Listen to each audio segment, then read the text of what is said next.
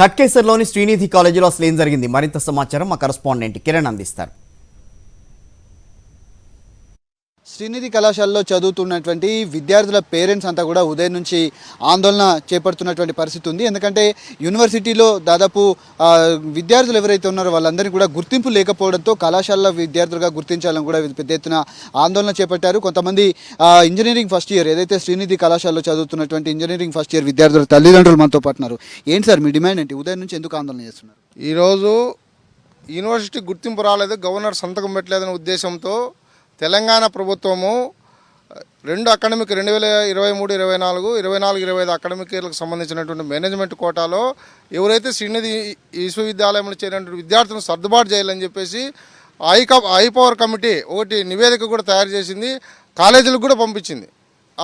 మొత్తం అంతా యూనివర్సిటీ పిల్లలందరినీ కూడా కాలేజీలో చేర్చుకోమని తెలంగాణ ప్రభుత్వం ఇస్తే శ్రీనిధి యాజమాన్యం దానికి ససేమేరా అంటుంది. కేటీ మహి చైర్మన్ ఎవరైతే ఉన్నారో కేటీ మహి రాతపూర్వకంగా సమాధానం ఇచ్చాడు. ఏమని ఇచ్చాడంటే 15వ తేదీ లోపల పిల్లల యొక్క సర్దుబాటు ఖచ్చితంగా జరిగిపోతుంది, వాళ్ళకి అకాడమిక్ క్యాలెండర్ ప్రకటిస్తాము, ఫస్ట్ సెమిస్టర్ అయిపోయింది, సెకండ్ సెమిస్టర్ ఎగ్జామ్ జరుపుతాము, వాళ్ళకి సంబంధించినటువంటి అకాడమిక్ మేము నడుపుతామని చెప్పి ఆ రోజు మాట చెప్పాడు. ఈరోజు 15వ తేదీ అయిపోయింది, ఈరోజు 16వ తేదీ. ఈరోజు 16వ తేదీ తల్లిదండ్రులంతా పెద్ద ఎత్తున కాలేజీ యాజమాన్యం మీద, కాలేజీ మీద పిల్లలు, తల్లిదండ్రులు, ప్రజా సంఘాలన్నీ కూడా కేటీ మహి గారిని వర్చువల్ సమావేశంలో మాట్లాడడం జరిగింది. కేటీ మహి యాజమాన్య కోటలో చేర్చుకోవడానికి ససేమీర్ అంటున్నాడు. ఉధృతంగా ఉద్యమం చేస్తున్నా ఎవరు ప్రభుత్వం పట్టించుకుంటుంది కానీ ప్రభుత్వం చెప్పిన ఆ నిబంధనల్ని వీళ్ళు మేనేజ్మెంట్ సహకరించట్లేదు ప్రభుత్వానికి కూడా. దీని గురించి మేనేజ్మెంటు లింబాద్రి గారు, మన విద్యాశాఖ మంత్రి సబితా ఇంద్రారెడ్డి గారు ఆల్రెడీ పర్మిషన్ ఇచ్చాము, వీళ్ళందరినీ యూనివర్సిటీ విద్యార్థుల్ని ఇన్స్టిట్యూషన్లో తీసుకోమని చెప్పాము, అయినా కూడా వీళ్ళు ఒప్పుకోవట్లేదని స్టేట్మెంట్ ఇచ్చారు. మేము దీని గురించి పోయిన ఆగస్టు 5వ తారీఖు వచ్చి అడిగితే 15 కల్లా మీకు ఏదైనా క్లారిటీ ఇస్తామని చెప్పారు. ఈరోజు మేము వచ్చి అడిగితే ఇంకా 1 వీక్ గడువు అడుగుతున్నాడు.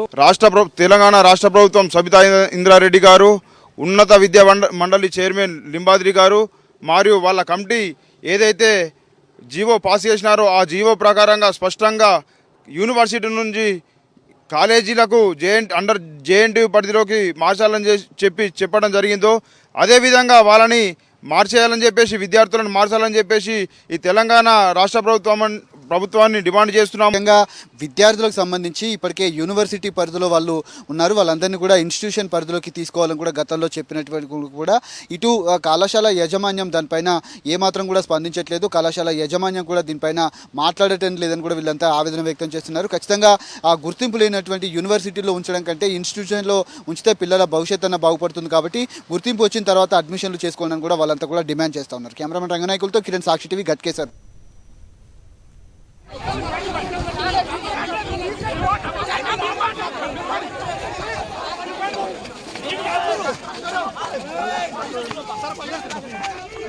Yeah.